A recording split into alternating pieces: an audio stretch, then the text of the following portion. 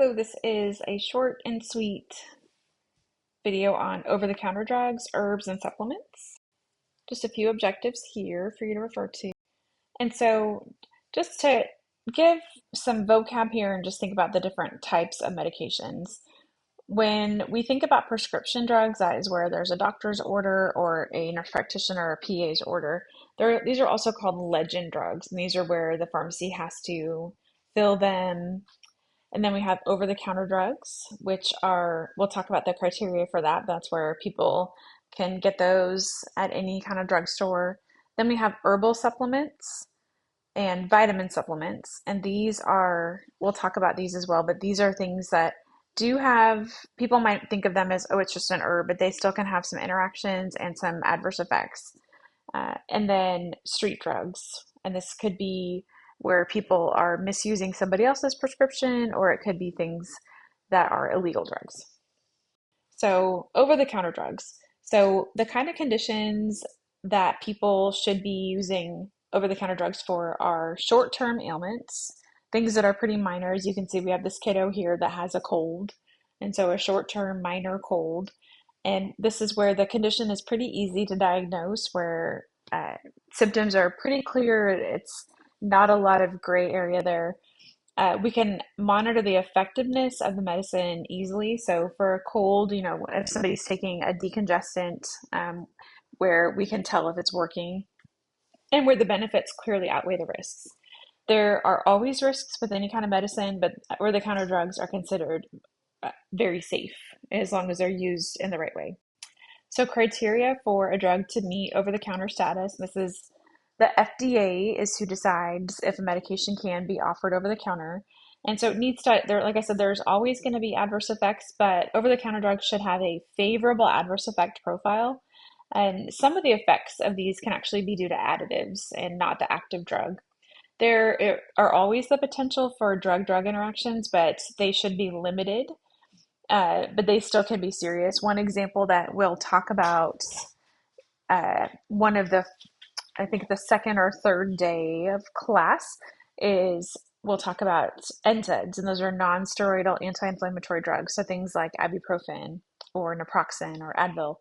So there can still be life-threatening side effects with other medicines like steroids, but much less interactions than a lot of prescription drugs.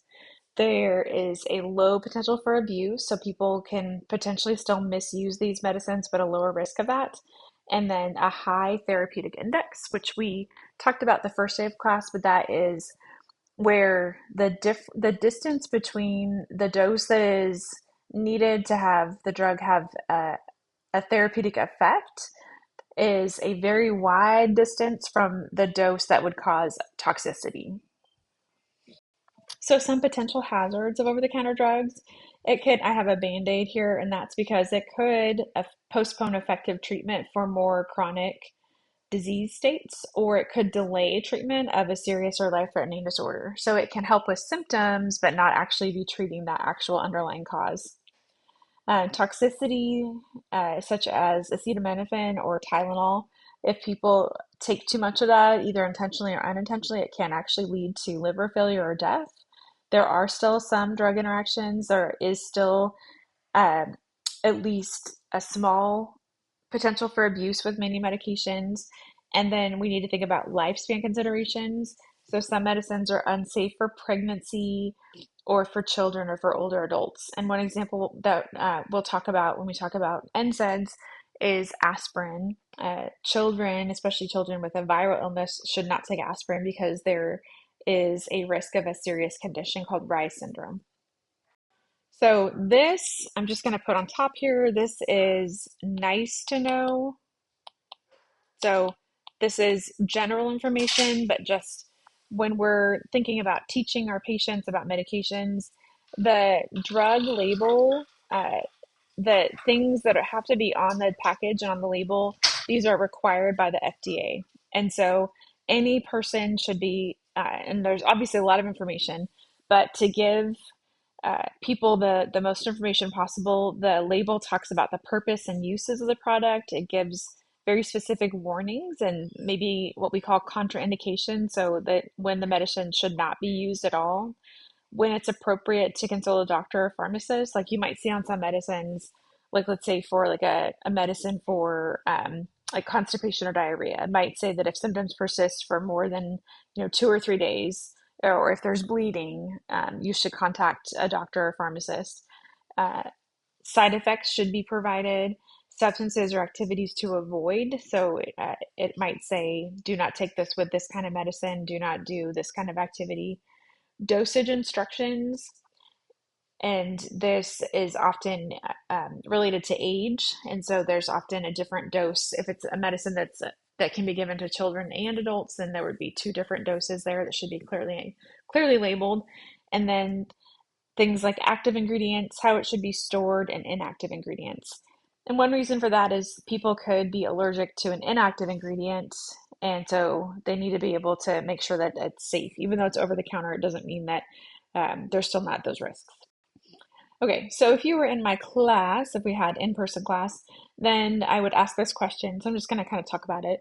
So do you think it's okay for a patient to bring their over-the-counter medicine from home and take them while they're in the hospital? And why do you think? Why or why not? So hopefully you're kind of going, I don't know if that's a good idea. So it's not recommended because of the things I was just talking about. So especially because of things like drug interactions and adverse effects. And so even if a medicine is usually over the counter, it would need to be prescribed by the provider on the medication administration record and in the orders. And that is because we want to make sure that interactions are being checked for and that the provider doesn't prescribe something that maybe is in the same category or could have a severe interaction. And also, if the over-the-counter drug could actually make a condition worse that the patient has, like for example, acetaminophen or Tylenol can be toxic to the liver. If a patient is not aware of that, or maybe they don't know that they have a problem with their liver, then that medicine could be making other conditions worse. Okay, so now we'll talk about herbs. And so, actually, a lot of medications that we have came from herbs. And so, herbs are not a bad thing. One risk with it I have listed on the bottom here is herbs are not regulated by the FDA. And so, this means you might have varying doses or quality, and we don't have as much research. It doesn't mean that there aren't some benefits to herbs. So, herbs are therapeutic agents for the treatment and cure of diseases. Some people take herbs prophylactically, so they take them to prevent getting diseases. And some people take them proactively, so to boost their immune system and to maintain their health. But as with over the counter drugs, we also need to worry about interactions. There are some herbs that can, for instance, increase the risk of bleeding. And so herbs should not be taken in the hospital without the provider knowing.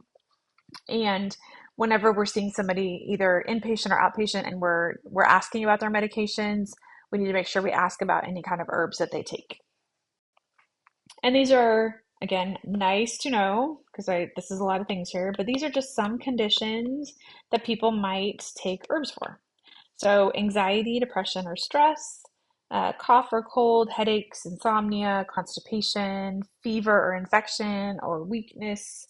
So lots of different indications. And then again, I have right up there, nice to know, but just some examples here.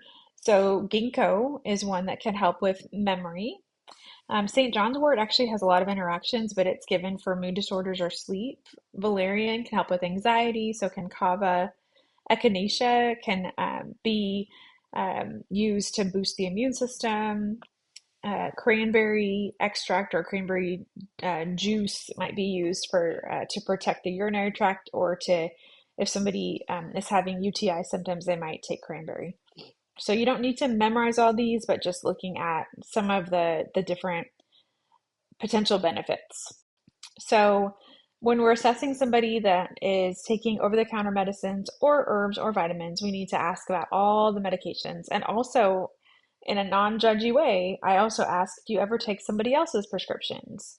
Because we just need to know anything they're taking. We need to assess the person's level of education and understanding to make sure that they understand the questions we're asking, that they, if it, we also need to make sure that we're making sure that they're able to understand. If English is their second or third or fourth language, we need to make sure that they're understanding uh, the these sometimes confusing medical terms. We need to assess for any contraindications. We need to think about interactions. We need to think about body system functioning. So if somebody has, as maybe as they get older, their liver or their kidneys are not working as well, we need to think about how that could make an over-the-counter medicine or an herb unsafe, or maybe they would need to consult their provider, or at the very least, they might need to take a lower dose. And then lifespan considerations, just remembering that some medicines are not safe and sometimes actually are harmful depending on where somebody is on the lifespan. And then patient education, we need to make sure that we are educating people on safe use and dosing and frequency. One example that's really important that I've seen is if somebody, maybe they have arthritis and they might take ibuprofen and naproxen and think they're the same thing. Ibuprofen is given up to 4 times a day, and naproxen or Aleve is only given up to twice a day. It has a 12-hour duration. And so making sure that we're helping people to make sure that they're taking medicine safely, talking about food interactions. Sometimes there's some medicines like um, iron is absorbed better with vitamin C. And so just things like that where it could be that something should not be taken with food, or maybe certain foods can actually help. And then making sure that we're advising them on potential adverse effects or toxicity or interactions. And then we need to make sure that they recognize that for herbal products and supplements, uh, they can make all kinds of claims on the label, but the the people that are selling these do not actually have to prove their efficacy or safety. And like I said, I don't think that all supplements or herbs are evil. I actually take some myself, but you do need to know that unfortunately, without better research and studies, sometimes we don't have the best evidence for efficacy. And then we don't want to scare people, but we also want to make sure that we explain to them that natural does not always mean safe. Some people will never take a prescription, but they'll take 50 different supplements or vitamins. And so we need to make sure that we're gently giving them information. And then lastly, this is just a medication safety graphic that I found for patients. So use medications safely because um, that models proper use. Read and review medication labels with your children. I'm sorry, these are actually things nurses can do. I read that wrong. Emphasize that labels are strict rules, not loose suggestions. I know some people that just pop ibuprofen like candy, and they really need to be told, no, if you take too much of this, it actually can cause a serious side effect like a GI bleed or an ulcer. So letting people know the why can be helpful as well. Explain potential harm if it isn't taken as directed, or if your child takes another person's medication. So we want to make sure that people feel safe talking to us, that they feel comfortable sharing these things, but we also want to make sure that we're providing evidence-based education. I have a few study questions for you there. If you have any questions, please feel free to reach out. Thank you.